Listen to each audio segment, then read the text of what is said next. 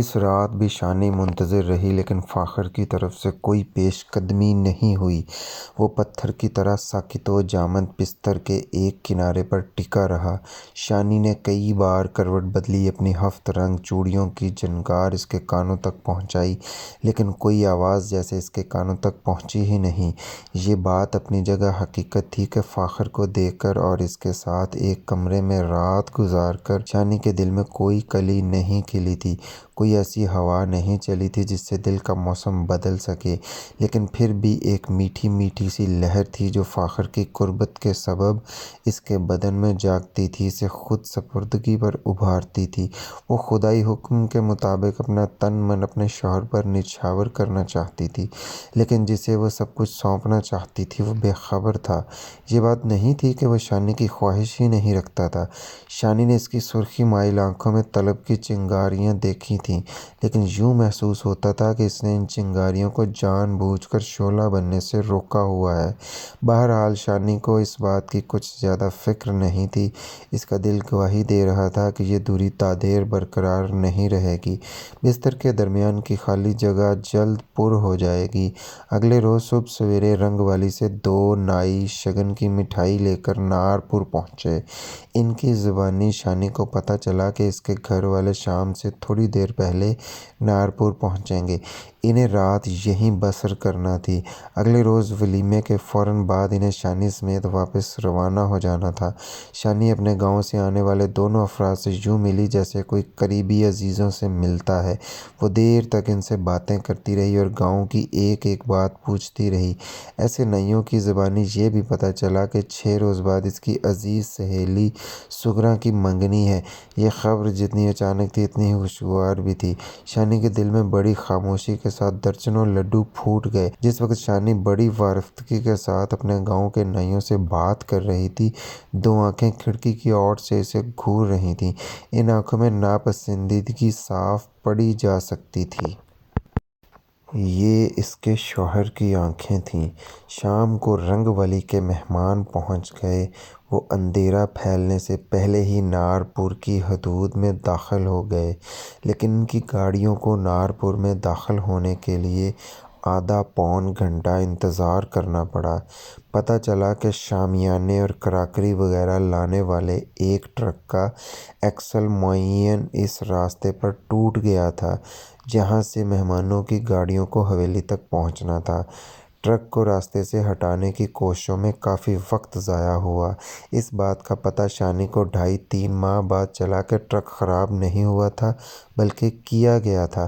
مقصد یہ تھا کہ رنگ والی سے آنے والے مہمانوں سے اس تاخیر کا بدلہ لیا جائے جو نارپور کے باراتیوں کو شادی کے دن جھیلنا پڑی تھی۔ یقیناً یہ اخلاق سے گری ہوئی حرکت تھی جو مہر خاندان کی سج روی کو ظاہر کرتی تھی۔ شانی کئی منٹ تک ابا جی کے گلے سے لگی رہی، ان سے جدا ہوئی تو بھائی کی باہوں میں سما گئی۔ فاخر اور اس کے گھر والوں نے مہمانوں کی آؤ بھگت کی، لیکن بغور دیکھنے سے اندازہ ہوتا تھا کہ اس آؤ بھگت میں محبت سے زیادہ نمود و نمائش پائی جاتی ہے۔ بہرحال رات خیریت سے گزری۔ شانی آج دوسرے کمرے میں اپنی چچا زاد بہن ناصرہ اور سہیلی ٹیم کے ساتھ سوئی تھی۔ وہ دونوں اسے چھیڑتی رہی تھیں، الٹے سیدھے سوال پوچھتی رہیں۔ شانی نے کوشش کر کے باتوں کا رخ سغرا کی منگنی کی طرف موڑ دیا۔ سغرا کی منگنی اور شادی کا شانی کو اتنا چاؤ تھا کہ اس کا دل چاہ رہا تھا کہ اڑ کر رنگ والی پہنچ جائے۔ رات میں ہی تینوں سہیلیوں نے منگنی کا لمبا چوڑا پروگرام بھی بنا لیا۔ اگلے روز ولیمہ تھا۔ دعوت ولیمہ سے تھوڑی دیر قبل شانی کی چچی نصرت نے شانی سے کہا وہ اپنا ضروری سامان سنبھال لے۔ شانی کمرے میں چلی گئی۔ اپنے چند جوڑے میک اپ کی چیزیں اور اس طرح کا دیگر سامان اس نے اپنے بڑے اٹیچی میں رکھنا شروع کر دیا۔ اسی دوران میں اسے اپنے عقب میں بھاری قدموں کی آہٹ سنائی دی۔ اس نے مڑ کر دیکھا، فاخر کھڑا تھا، سفید دھوتی اور قمیض پہنے ہوئے، کندھوں پر ایک ریشمی چادر تھی، ہاتھوں میں ہیرے کی انگوٹھیاں اور پاؤں میں سنہری خصہ چمک رہا تھا۔ کہاں کی تیاری ہے؟ وہ مخصوص سنجیدگی سے بولا۔ آپ کو پتہ ہی ہے گھر جا رہی ہوں۔ کس کے گھر؟ فاخر نے معنی خیز انداز میں پوچھا۔ آپ اپنے، میرا مطلب ہے ابا جی کے گھر۔ شانی کی زبان لڑکھڑا گئی۔ وہ یہ جان کر حیران ہوئی کہ چند دن میں ہی اپنا کہنا کتنا مشکل ہو گیا ہے۔ وہ گھر جہاں اس نے زندگی کے 19 سال گزارے ہیں۔ فاخر نے گہری سانس لیتے ہوئے کہا، تم نہیں جا رہی ہو۔ الفاظ شانی پر بجلی بن کر گرے۔ وہ حیرت سے فاخر کا گندمی چہرہ تکنے لگی۔ اسے اپنی سماعت پر یقین نہیں آ رہا تھا۔ میں کبھی نہیں، وہ لرز کر بولی۔ میں فارسی میں نہیں بول رہا۔ تم آج نہیں جا رہی ہو۔ اگلے ہفتے میں نے رنگ والی کی طرف جانا ہے۔ میں خود تمہیں چھوڑ آؤں گا۔ مگر ابا جی، اور آواز شانی کے خشک حلق میں اٹک کر رہ گئی۔ اگر مگر کچھ نہیں، فاخر نے درستگی سے کہا۔ دادا جی کی طبیعت آج صبح خراب ہو گئی ہے۔ کل لاہور سے 2 ڈاکٹر انہیں دیکھنے کے لیے آ رہے ہیں۔ ہو سکتا ہے کہ وہ آپریشن کرانے کا کہیں، لیکن اگر ایسا ہوا تو پرسوں دادا جی کو لاہور لے جانا پڑے گا۔ میں نہیں چاہتا کہ ایسے موقع پر تم رنگ والی چلی جاؤ۔ شانی جیسے ایک دم بے جان سی ہو گئی تھی۔ وہ کچھ بھی بول نہ سکی۔ فاخر یہ کہتا ہوا باہر چلا گیا، اپنے گھر والوں کو بتا دو کہ تم اگلے ہفتے آؤ گی۔ شانی بستر کے کنارے پر بیٹھ گئی۔ اس کی ہتھیلیوں پر پسینہ آ گیا تھا۔ بالکل وہی کیفیت تھی جو شادی کے روز ہوئی تھی، اور وہ عورتوں میں بیٹھے بیٹھے تقریباً بے ہوش ہو گئی تھی۔ اسے ڈر محسوس ہوا کہ کہیں پھر وہی حالت نہ ہو جائے۔ وہ گھبرا کر اٹھ بیٹھی اور قالین پہ ٹہلنے لگی۔ اس کی نگاہ میں گھر والوں کے خوش و خرم چہرے گم گئے۔ اس کی سمجھ میں نہیں آیا کہ وہ انہیں یہ تکلیف دہ خبر کیسے پہنچائے۔ اسی دوران میں چچی نصرت کمرے میں آ گئیں۔ شانی کا بجھا ہوا چہرہ دیکھ کر ایک دم ان کے چہرے کا رنگ بھی بدل گیا۔ کیا ہوا میری رانی؟ انہوں نے اسے پچکارتے ہوئے پوچھا۔ شانی نے اپنے سینے میں چڑیا کی طرح پڑپڑاتے ہوئے دل کو بمشکل سنبھالا اور ساری بات چچی کے گوش گزار کر دی۔ وہ بولی، ابھی ہم رات کو تو مل کر آئے ہیں، مہر جیسے تب تک تو ٹھیک تھے۔ صبح طبیعت بگڑی ہے، شانی نے کہا۔ تھوڑی ہی دیر میں یہ بات ابا جی، عادل چچا، رئیس اور دیگر اہل خانہ کو بھی معلوم ہو گئی۔ عادل خاص طور پر مضطرب نظر آنے لگا تھا۔ یوں لگتا تھا کہ اس کا جوان خون جوش مار رہا ہے۔ وہ دبے ہوئے لیکن سخت لہجے میں بولا، مجھے تو یہ پابندی بالکل اچھی نہیں لگی۔ مہر جی کی طبیعت تو پہلے بھی ایسی ہی تھی، اور اگر فرض کیا کہ 2-3 دن میں انہیں ہسپتال لے جانے کی ضرورت پڑتی بھی ہے تو شانی واپس یہاں آ سکتی ہے، بلکہ میں اسے خود چھوڑ جاؤں گا۔ ہاں، یہ بھی ہو سکتا ہے، چچی نصرت نے تائید کی۔ میرا خیال ہے کہ میں خود جا کر فاخر سے بات کرتا ہوں، عادل نے اپنی جگہ سے اٹھتے ہوئے کہا۔ چودھری ارشاد نے جوان بیٹے کے کندھے پر ہاتھ رکھ کر اسے روک دیا۔ میں پتر، بات بڑھانے سے فائدہ نہیں۔ اب شانی پر ہمارا حق کم اور اس کے گھر والوں کا زیادہ ہے۔ اگر وہ شانی کا نہ جانا بہتر سمجھتے ہیں تو ہمیں زور نہیں دینا چاہیے۔ ابا جی، میں کوئی ٹانگ تو نہیں پکڑ رہا، منہ زبانی بات ہی کرنے لگا ہوں نا۔ اب 2 دن میں اتنا بھی حق نہیں رہا ہمارا۔ اسی دوران میں چودھری ارشاد نے کھڑکی میں سے دیکھ لیا کہ فاخر لمبے لمبے ڈگ بھرتا ہوا کمرے کی طرف آ رہا ہے۔ چودھری ارشاد نے ہونٹوں پر انگلی رکھ کر عادل کو خاموش رہنے کا اشارہ کر دیا۔ ضبط کی وجہ سے عادل کا چہرہ لال ہو گیا۔ فاخر کے اندر آنے سے پہلے ہی وہ باہر چلا گیا۔ فاخر نے باقی گھر والوں کے سامنے بھی وہی بات کہی جو ابھی تھوڑی دیر پہلے شانی کے سامنے کہی تھی۔ چودھری ارشاد نے کہا، ٹھیک ہے پتر، جیسا تم مناسب سمجھتے ہو۔ سپہر کے وقت شانی کے گھر والے شانی کے بغیر ہی رنگ والی واپس روانہ ہو گئے۔ سب کے دل بجھے ہوئے تھے اور سب سے زیادہ شانی کا بجھا ہوا تھا۔ اس نے خود پر بمشکل ضبط کر رکھا تھا۔ چند لمحوں کے لیے اس نے محسوس کیا جیسے وہ ایک قیدی ہے اور اس کے گھر والے اس سے ملاقات کے بعد جیل سے واپس چلے گئے ہیں۔ ان لوگوں کے جاتے ہی وہ باتھ روم میں گھس گئی اور دیر تک روتی رہی۔ شام کے بعد شانی کو پتہ چلا کہ جن 2 ڈاکٹروں نے کل مہر جی کو دیکھنے آنا تھا وہ آج ہی آ گئے ہیں اور مہر جی کا معائنہ کر رہے ہیں۔ عشاء کے بعد بھابو مقبول سے شانی کی ملاقات ہوئی۔ شانی نے پوچھا، بھابو، دادا جی کی طبیعت اب کیسی ہے؟ کچھ بھی نہیں ہے انہیں، بھابو نے بیزار لہجے میں کہا۔ مہینے میں 1-2 بار ان کا وہ بہت بڑھ جاتا ہے، کیا کہتے ہیں اسے، بلڈ پریشر، سانس اوکھا ہو جاتا ہے۔ تھوڑی دیر بعد بھلے چنگے ہوتے ہیں کہ نہیں، اور وہ آپریشن ہرنیا کا آپریشن ہونا ہے۔ اس کا تو 2 سالوں سے سن رہے ہیں، پتہ نہیں ہونا ہے بھی ہے کہ نہیں۔ ڈاکٹر آئے تو ہوئے تھے، انہوں نے کچھ نہیں بتایا، نہیں بس دوائیاں وغیرہ دے کر چلے گئے ہیں۔ وہ کہتے ہیں کہ آپریشن کے لیے ابھی ان کی حالت ٹھیک نہیں۔ بھابو مقبول سے باتیں کر کے شانی کے دل کا بوجھ کچھ اور بڑھ گیا۔ اسے لگا کہ اس کے دادا سسر کی بیماری کا بس بہانہ بنایا گیا ہے، ورنہ فاخر چاہتے ہی نہیں تھے کہ اسے گھر والوں کے ساتھ رنگ والی بھیجا جائے۔ وہ ایک دم اداس اور غم زدہ ہو گئی۔ اپنے گھر والوں کے ستے ہوئے چہرے یاد کر کے اس کا دل رونے لگا۔ پھر اسے سغرا کا خیال آیا۔ وہ سوچنے لگی جب اسے معلوم ہوگا کہ وہ اس کی منگنی پر نہیں آ سکے گی تو اس کے دل پر کیا گزرے گی۔ اس رات شانی نے کھانا بھی نہیں کھایا، بس فاخر کا ساتھ دینے کے لیے ایک دو لقمے لیے اور انہیں بھی دیر تک منہ میں گھماتی رہی۔ لیکن آج وہ محسوس کر رہی تھی کہ فاخر خلاف معمول ذرا اچھے موڈ میں ہے۔ وہ اسے اپنے ساتھ ٹہلانے کے لیے چھت پر لے گئے۔ رات کے 10 بجے تو وہ اپنے کمرے میں آ گئے۔ فاخر کے سامنے شانی پرسکون نظر آنے کی کوشش کر رہی تھی، لیکن سینے میں گہری اداسی کا دھواں پھیلا ہوا تھا۔ کمرے میں آ کر فاخر نے ڈیک پر ہلکا سا میوزک لگا دیا۔ پنجابی گیت تھے اور انتخاب بھی زیادہ اچھا نہیں تھا۔ یہ پہلی بار تھی کہ شانی اپنے کمرے میں موسیقی کی آواز سن رہی تھی، لہذا جیسی بھی موسیقی تھی غنیمت تھی۔ ایک دم شانی نے محسوس کیا کہ فاخر کی سلگتی نگاہیں اس کے سراپا پر ہیں۔ وہ بستر پر نیم دراز تھا اور اسے ادھ کھلی آنکھوں سے دیکھ رہا تھا۔ شانی کے ذہن میں ایک اطلاعی گھنٹی بجنے لگی۔ وہ اپنے آپ میں سمٹ گئی۔ چند لمحے بعد فاخر کی بھاری آواز کمرے میں گونجی، آج ذرا وہی شادی والا جوڑا تو پہن کر دکھاؤ۔ شانی کے جسم میں سرد لہر دوڑ گئی۔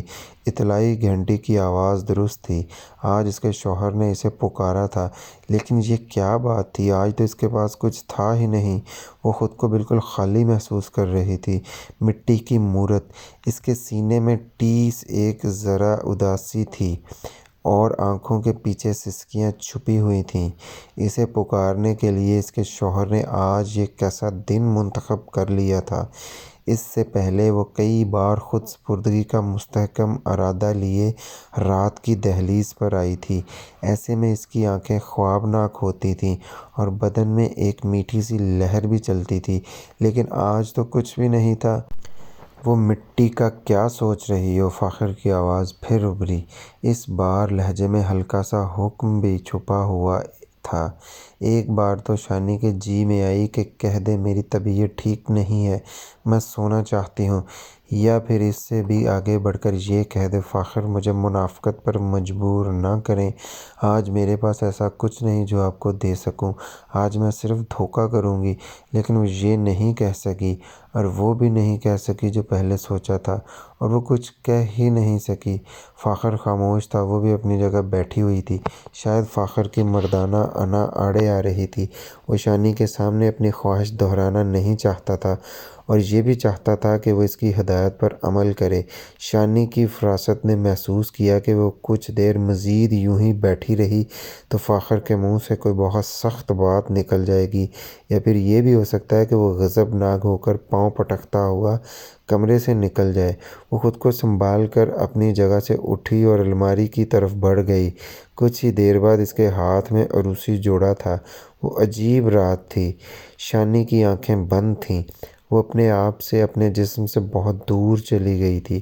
وہ کسی کی باہوں میں تھی۔ گرم پھنکارتی ہوئی سانسیں اس کے چہرے اور گردن سے ٹکراتی تھیں، کسی کی گرم جوشی سے اتھل پتھل کر رہی تھی، لیکن اسے کچھ احساس نہیں تھا۔ خوشی اور محبت اس سے بہت دور تھی۔ اور پھر صبح ہو گئی، ایک ناگوار تکلیف دہ رات کی صبح۔ وہ بے ترتیب پڑی تھی، بکھری بکھری سی، اجڑی اجڑی سی۔ اس کا رنگ زرد تھا۔ مایوسی اور توہین کا غبار سا اس کے سراپا سے چمٹا تھا۔ 1 فٹ کے فاصلے پر فاخر بے خبر سو رہا تھا۔ وہ سیدھا لیٹا تھا، اس کے چوڑے چکلے جسم پر ریچھ کی طرح بال تھے۔ سوتے میں اس کے سینے سے ایک گونج دار آواز نکل رہی تھی، جیسے وہ نیند کی حالت میں بھی اپنے کسی ملازم یا مزارے پر غضبناک ہو رہا ہو۔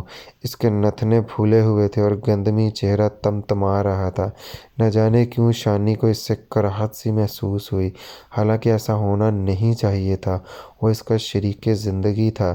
اس ڈر سے کہ اس کراہت میں مزید اضافہ نہ ہو جائے، شانی نے اپنی نگاہ پھیر لی۔ غیر متوقع طور پر اس کی آنکھوں میں آنسو آ گئے۔ وہ سر گھٹنوں میں دے کر کچھ دیر سکتی رہی، پھر بستر سے اٹھ گئی۔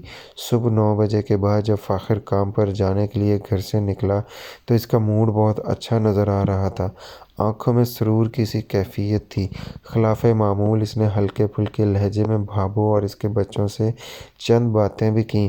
بہرحال شانی سے اس کا رویہ وہی تکلف والا رہا۔ شانی کی آنکھیں سرخ تھیں اور طبیعت میں بھی کسل مندی تھی، لیکن فاخر نے ایک بار بھی اس کا حال نہیں پوچھا۔ ہاں، دروازے سے باہر نکلتے ہوئے شانی کی نگاہ سے اس کی نگاہ ایک لمحے کے لیے ملی۔ شانی کو اس کی نگاہ میں عجیب سی چمک نظر آئی۔ اسے یوں لگا کہ یہ فتح مندی کی چمک ہے۔ دوپہر کو شانی نے اپنے دادا سسر مہر جی کو دیکھا۔ وہ وہیل چیئر پر بیٹھے تھے اور اسی پھلواری میں تھے جس میں قدم رکھنے کی کسی کو اجازت نہیں تھی۔ انہوں نے سر پر ایک تولیہ ڈال رکھا تھا جس کی وجہ سے ان کا بدنما چہرہ چھپ گیا تھا۔ یوں لگتا تھا کہ وہ اپنے عین سامنے کسی شے کو یک ٹک دیکھتے چلے جا رہے ہیں۔ شانی دبے پاؤں پھلواری کے قریب سے گزر گئی۔ وہ ہرگز نہیں چاہتی تھی کہ مہر جی کی نگاہ اس پر پڑ جائے۔ پہلے دن والے تجربے کے بعد اسے مہر جی سے عجیب سا خوف محسوس ہونے لگا تھا۔ وہ سیدھی بھابو کے کمرے میں چلی گئی۔ بھابو کا کمرہ بالائی منزل پر تھا۔ بھابو اپنے بڑے بچے ندیم کو نہلا رہی تھی۔ وہ 6-7 سال کا تھا اور بے حد شریر۔ ماں نے اسے الف ننگا کیا ہوا تھا۔ شانی کو دیکھ کر وہ شرمانے لگا۔ بہت تنگ کرتا ہے، موسم بدل گیا ہے پھر بھی نہانے کے ڈر سے بھاگ جاتا ہے۔ بھابو نے کہا، ہاں اس معاملے میں بچے اکثر تنگ کرتے ہیں۔ بھابو ندیم سے مخاطب ہو کر بولی، دیکھو چچی نہا دھو کر آئی ہے، کتنی پیاری لگ رہی۔ پہلے تو شانی نے فکرے کو عام انداز میں لیا، لیکن جب اس کی معنی خیزی پر غور کیا تو اس کے رخسار ایک دم تپ گئے۔ ندیم کو تولیے سے خوب رگڑے دینے کے بعد بھابو شانی کی طرف آ گئی۔ اپنے گیلے گیلے ہاتھ میں اس کی کلائی تھامتے ہوئے بولی، آؤ ادھر بیٹھو پلنگ پر۔ پھر وہ ایک دم چونک سی گئی۔ اس نے شانی کی کلائی چھوڑ کر اس کے ماتھے پر ہاتھ رکھا، تب اس کے رخسار کو چھوا اور بولی، ہائے تیرا تو سارا پنڈا تپ رہا ہے، لگتا ہے کہ بخار چڑھا ہوا ہے۔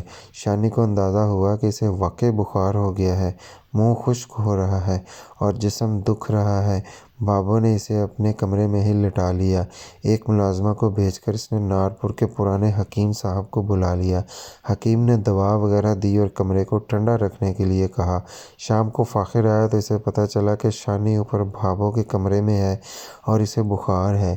چاہیے تو یہ تھا کہ وہ فوری طور پر اوپر آتا، لیکن وہ نہا کر اور کپڑے بدل کر آیا۔ اس نے رسمی انداز میں شانی کی مزاج پرسی کی اور نیچے چلا گیا۔ بھابو نے اسے کہہ دیا تھا کہ شانی آج اسی کے کمرے میں رہے گی۔ چاہیے تو یہ تھا کہ فاخر کے آنے سے شانی کو تسلی ہوتی، لیکن اسے تسلی تب ہوئی جب وہ مزاج پرسی کر کے کمرے سے چلا گیا۔ جتنی دیر وہ کمرے میں رہا شانی کے دل و دماغ میں عجیب سی بے چینی کلبلاتی رہی۔ اسے لگا جیسے گرم خونکاروں جیسی سانسیں اس کی گردن اور چہرے سے ٹکرا رہی ہیں، اس کے رخساروں پر کانٹے چبھ رہے ہیں اور اس کا دم گھٹ رہا ہے۔ اگلے روز دوپہر تک شانی کا بخار اتر گیا، لیکن نیچے جانے کو اس کا دل نہیں چاہ رہا تھا۔ بھابو کے کمرے میں اسے اپنے کمرے سے کہیں زیادہ سکون محسوس ہو رہا تھا۔ ویسے بھی کمزوری اور طبیعت میں گراوٹ موجود تھی۔ وہ دوسری رات بھی بھابو کے کمرے میں رہی۔ فاخر بس ایک چکر لگا کر واپس چلا گیا۔ اس کی باتوں سے اندازہ ہوتا تھا کہ شانی کا یوں دوسری رات بھی بھابو کے کمرے میں گزارنا اسے اچھا نہیں لگا۔ وہ چاہتا ہے کہ شانی اپنے کمرے میں آ جائے۔ بہرحال یہ بات اس نے زبان سے نہیں کہی۔ تیسرے روز شام کے وقت شانی کی طبیعت میں پھر تھوڑا سا بھاری پن آ گیا۔ اب پتہ نہیں یہ جسمانی تکلیف تھی یا ذہنی دباؤ کے سبب ایسا تھا۔ اپنے کمرے کا خیال آتے ہی شانی کے سینے میں عجیب سی گھٹن پیدا ہو جاتی تھی۔ گرم سانسوں اور رخساروں پر چبھتے ہوئے نکیلے کانٹوں کا احساس اسے بے کل کر دیتا تھا۔ بھابھو نے اسے 2 روز اپنا مہمان بنایا تھا۔ اب وہ ایک دانہ جٹھانی کی حیثیت سے چاہتی تھی کہ شانی واپس کمرے میں جائے، لیکن شانی کی ہچکچاہٹ اور اس کی گری ہوئی طبیعت کو دیکھ کر اس نے شانی پر زیادہ زور دینا مناسب نہیں سمجھا۔ دونوں بچے بھی شانی سے لپٹ لپٹ جا رہے تھے۔ وہ اسے ہر صورت اپنے کمرے میں رکھنا چاہتے تھے۔ اس رات فاخر ذرا دیر سے گھر آیا۔ شانی اس کے آنے سے پہلے ہی سونے کے لیے لیٹ چکی تھی۔ بھابھو کا چھوٹا بیٹا منان اس سے لپٹ کر سویا ہوا تھا۔ 10 بجے کے قریب دروازے سے باہر بھاری قدموں کی آواز آئی، پھر دروازہ کھلا اور شانی کو اندازہ ہوا کہ فاخر اندر آیا ہے۔ بھابھو مقبول نے دبی ہوئی سرگوشی سے اس سے کہا، سو رہی ہے؟ شام کو طبیعت پھر ذرا خراب ہو گئی تھی۔ کیا ہو گیا تھا؟ فاخر نے چڑے ہوئے لہجے میں کہا۔ کچھ نہیں، کہتی تھی ذرا سر باری ہے، اور تم نے سمجھ لیا کہ سچ مچ ایسا ہی ہے؟ فاخر کے لہجے میں طنز تھا۔ تو کیا وہ جھوٹ بول رہی تھی؟ جانے دو بھابھو، میں کوئی کاکا نہیں ہوں۔ دونوں باتیں کرتے ہوئے دروازے سے باہر نکل گئے۔ شانی آنکھیں بند کیے دم سادے لیٹی رہی۔ کمرے میں باہر جا کر بھی دونوں باتیں کرتے رہے۔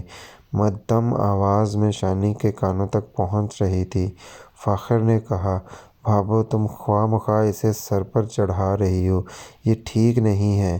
جواب میں بھابھو نے کہا، چل ایک دن اور اسے آرام کر لینے دے، اس کی طبیعت واقعی ٹھیک نہیں ہے۔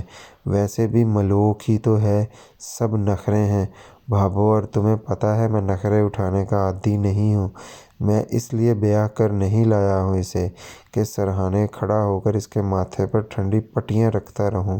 اسے گھر کا کام سنبھالنا ہوگا، اپنی ذمہ داریاں پوری کرنا ہوں گی، سب کچھ کرے گی۔ فاخر ابھی اسے دن ہی کتنے ہوئے ہیں آئے ہوئے۔ 2-4 دن میں خود اس سے زردہ بنواؤں گی اور کام پر لگواؤں گی۔ کچھ دیر تک دیور بھابھی کی چونچ لڑتی رہی، پھر فاخر سیڑھیوں کو اپنے پاؤں سے کودتا ہوا نیچے چلا گیا۔ کوئی 2 گھنٹے بعد شانی کو پیاس محسوس ہوئی۔ اس نے منان عرف منا کو بڑی آہستگی سے خود سے جدا کیا اور پانی کے کولر کی طرف گئی۔ ایک کھڑکی میں سے اس کی نگاہ نیچے صحن میں گئی۔ پھلواری کے پاس پختہ روش پر فاخر ٹہل رہا تھا۔ وہ سگریٹ پھونک رہا تھا اور اس کی چال میں بیزاری اور جلاہٹ نظر آتی تھی۔ کمرے میں تاریکی تھی، اس لیے فاخر اسے نہیں دیکھ سکتا تھا۔ پھر بھی شانی کے جسم میں سرد لہر سی دوڑ گئی۔ اگلے روز اتفاقاً شانی کی مشکل آسان ہو گئی۔ لاہور میں ٹیکسٹائل کے مزدوروں نے کوئی جھگڑا کیا تھا اور فاخر اس جھگڑے کو نمٹانے کے لیے لاہور چلا گیا تھا۔ توقع تھی کہ اس کی واپسی 2-3 دن کے بعد ہو سکے گی۔ یہ مہلت شانی کے لیے بڑی مفید تھی۔ وہ اس دوران میں اپنا دل ٹھکانے پر لا سکتی تھی، اپنے ذہن سے اس خوف اور ناپسندیدگی کو کھرچ سکتی تھی جنہوں نے 3 رات پہلے اس کے اندر جگہ بنائی تھی۔ اسی روز وہ نیچے اپنے کمرے میں آ گئی۔ دوپہر کو اس نے اپنے بے ترتیب کمرے کو سنبھالا۔ کمرے کی سجاوٹ میں کچھ نئی چیزوں کا اضافہ کیا۔ شوخ رنگوں کے ڈیزائن دار پردوں کی جگہ دھیمے رنگوں کے خوشنما پردے لگائے۔ شام کو بھابھو اور اس کے بچوں کے ساتھ پجاروں میں بیٹھ کر ہوا خواری کے لیے وہ کینو اور امرودوں کے باغوں کی طرف گئی۔ انہوں نے کچھ دیر نہر کے کنارے ٹھنڈی ہوا کا مزہ لیا۔ اگلے روز بھی سارا دن شانی خود کو سنبھالنے کی کوشش کرتی رہی، ساتھ ساتھ وہ فاخر کے رویے کو سمجھنے کی کوشش بھی کر رہی تھی۔ کسی وقت تو شانی کو شک ہوتا تھا کہ فاخر جان بوجھ کر کج روی کا مظاہرہ کر رہا ہے۔ یہاں آنے کے 1 روز بعد جب وہ فاخر کے قریب آنا چاہتی تھی، اس کی باہوں میں سما کر سب کچھ بھول جانا چاہتی تھی، وہ اس سے دور رہا تھا، لیکن جب میکے نہ جا سکنے کے سبب وہ دل گرفتہ اور دکھی تھی، وہ اس کے قریب آ گیا تھا۔ اس کے انداز میں محبت اور نرمی نہیں تھی، سرکشی اور منمانی تھی، ایسی منمانی جو دل میں پھول کھلانے کی بجائے کراہت جگاتی ہے۔ بے شک میکے نہ جانے کے سبب شانی اب بھی غم زدہ تھی، لیکن اس نے اپنے فطری ضبط کو بروئے کار لا کر خود کو کافی حد تک سنبھال لیا تھا۔ اسے رہ رہ کر سغرا کی منگنی اور منگنی کی رونقوں کا خیال آتا تھا، لیکن ہر بار وہ یہ خیال اپنے ذہن سے جھٹک دیتی تھی۔ اسے امید تھی کہ 3-4 روز تک اپنے وعدے کے مطابق فاخرہ اسے خود رنگ والی چھوڑ آئے گا۔ تیسرے روز صبح سویرے ہی شانی کو معلوم ہو گیا تھا کہ شام کو فاخر گاؤں واپس پہنچ رہا ہے۔ اس نے دوپہر کو نہا دھو کر اپنا بہترین لباس پہنا۔ ملازمہ پکھی باغ سے موتی اور گلاب کے بہت سے پھول توڑ لائی تھی۔ اس نے اپنے ہاتھوں سے 2 گجرے بنا کر مالکن کو دیے۔ گجرے پہن کر شانی نے اپنی کلائیاں دیکھی اور پھر سے بولی، بڑے پیارے گجرے بناتی ہے تو۔ گجرے اتنے پیارے نہیں ہیں، آپ کی باہوں میں سج کر اتنے پیارے ہو رہے ہیں۔ وہ شانی کو والہانہ نظروں سے دیکھتے ہوئے بولی۔ پھر اس نے اپنے رومال سے ایک اور ہار نکالا۔ یہ گلاب اور موتیوں کو ملا کر بنایا گیا تھا۔